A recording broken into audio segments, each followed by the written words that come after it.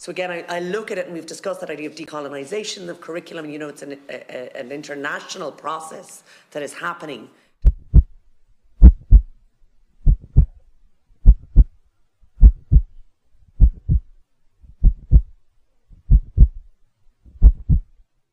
So when they come to Belgium, or they come to France, or they come to the United States, and they say we're going to decolonize the curriculum, or they go to the UK and say we're going to decolonize Shakespeare, this is what they mean. We're going to remove the cultural significance of your cultural artifacts, because those cultural artifacts themselves are oppressive to us. This is the same system. It's another species in the exact same genus, and that genus is Marxism, which is a way of thinking about the world. And the goal is always to seize the means of control of the production of man and history and society.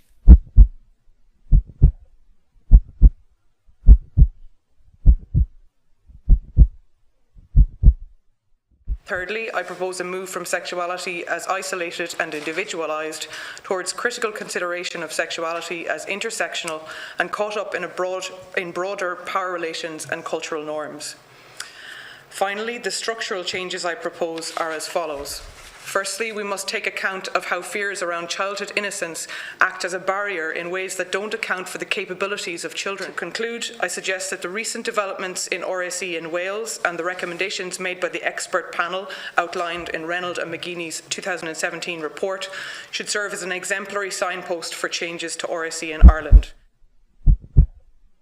While it's true that the Irish have known a fair share of oppression, the reality is during that oppression we still maintained our invisibility cloak of white privilege. And we often hear about white privilege, and it hadn't really occurred to me that I had white privilege as well, but now, listening to you, I understand that I do have a privilege. I think we shouldn't forget that our Parliament still looks very male, very stale and pale. You, as a white privileged man, how does my debt impact your life? I think it's worth putting on the record of this House that concept of white privilege and how that can be normatised in our own lives. And, you know, we as we develop as a society and a more racially integrated society, I think need to become more and more conscious of that within our own politics and the advantage that has. I think what we need to do in our own political system is to call out the hypocrisy of standing in a parliament like this, full of white people,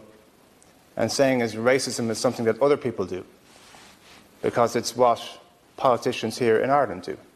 Because the Ireland that I grew up in was made for people just like me. It was made for white, middle-class, able-bodied, heterosexual